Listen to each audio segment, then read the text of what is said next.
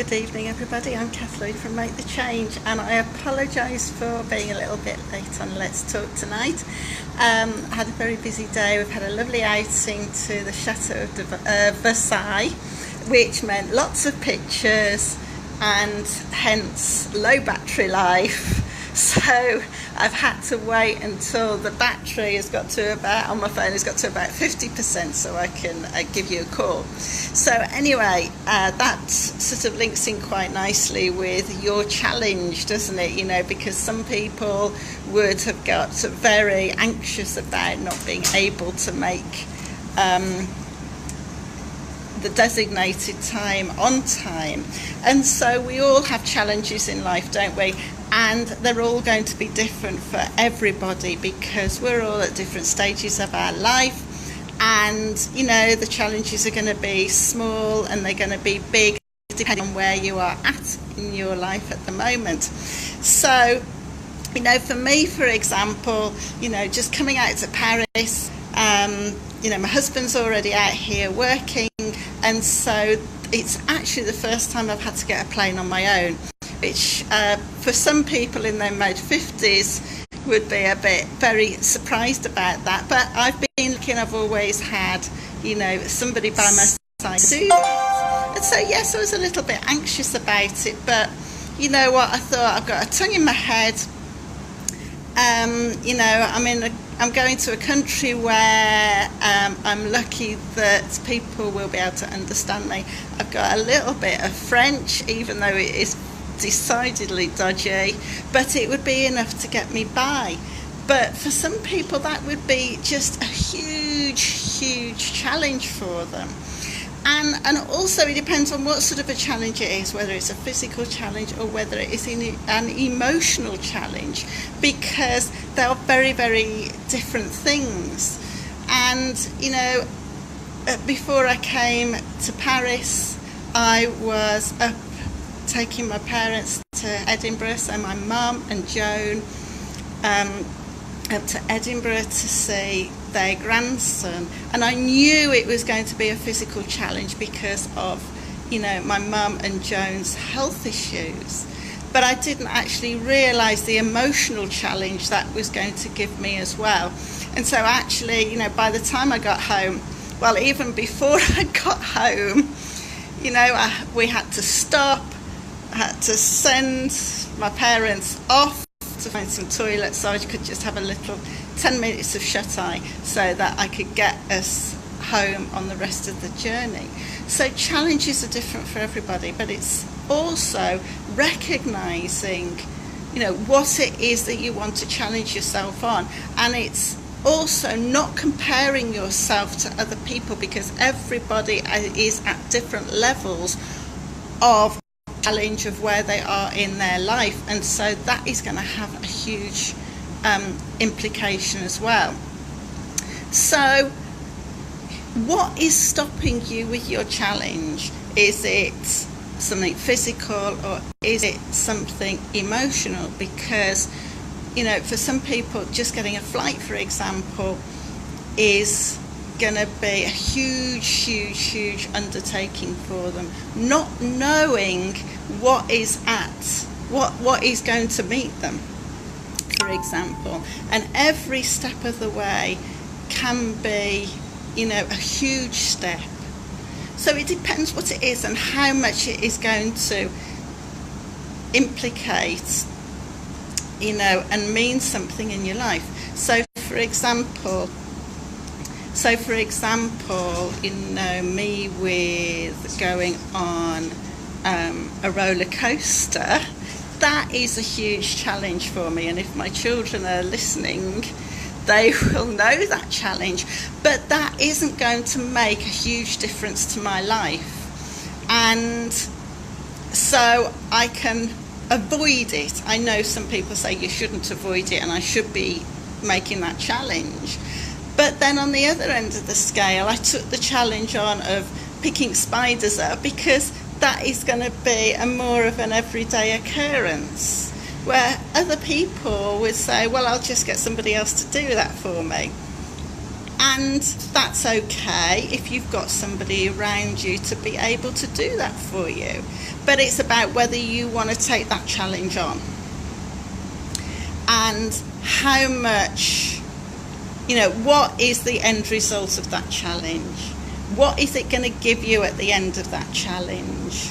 How much joy or stretch, because every challenge is going to give you a stretch, some more than others.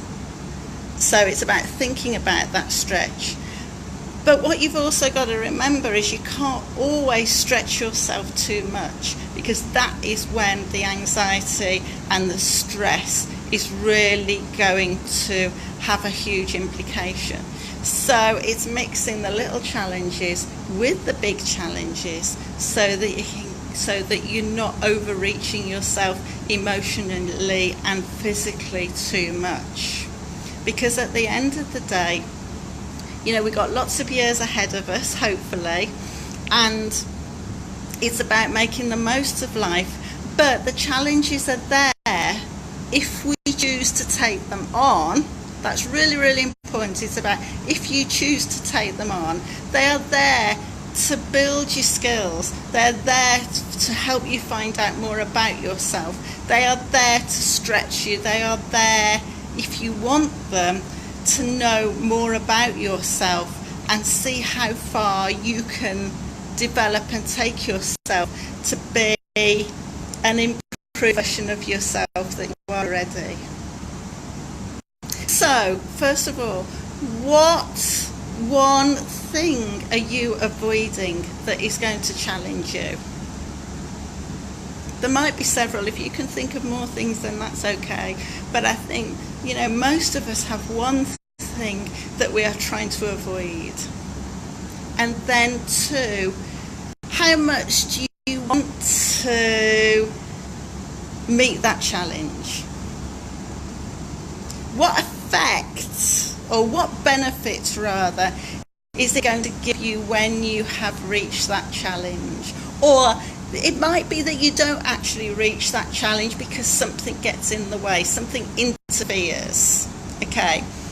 But it's about trying, isn't it? And if you don't even try to meet that challenge, then you're going to be living a life of regret about it. But however hard the challenge is, about doing your best to try and meet it so that you can learn from it. And it just means that you can go back to it at another time, perhaps with a little bit more support, or perhaps another time might actually be a better time. Unless you try, you don't know, do you? So what is it that's stopping you? What are the benefits of meeting that challenge? And what rewards will you get when you have reached that challenge? And I know that some people who will be listening to this call have got huge challenges ahead of them, and it's about as well having the right support network around you to help you reach the goal that you're aiming for. So have a think about your challenges, write them down, and then start to plan when you want to start working on them. Why, and also the why question is really important. Why do you want to do it? That's really, really important. So, and perhaps you need to look for a challenge to help you reach a goal. So for example, for me, I want to get a little bit fitter. I haven't done as much fitness as I've wanted to do in the last 12 months. And also I have a need to want to support a charity, which is Aspire at the moment, because I want to help other spinal cord victims and help people be more aware.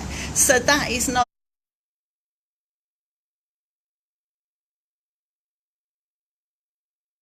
only supporting the charity, but it's also meeting my needs as well. And at the end of the day, we do things to help us. Whether we do it for other people, it's still going to be meeting a need for us at the same time. So, good luck with your challenges. I'd love to know what challenges you are putting in front of yourself to be working towards. And I will speak to you again until next week, and I hope that the internet connection is a little bit better than it is at the moment. So have a great week and speak to you soon. Bye bye.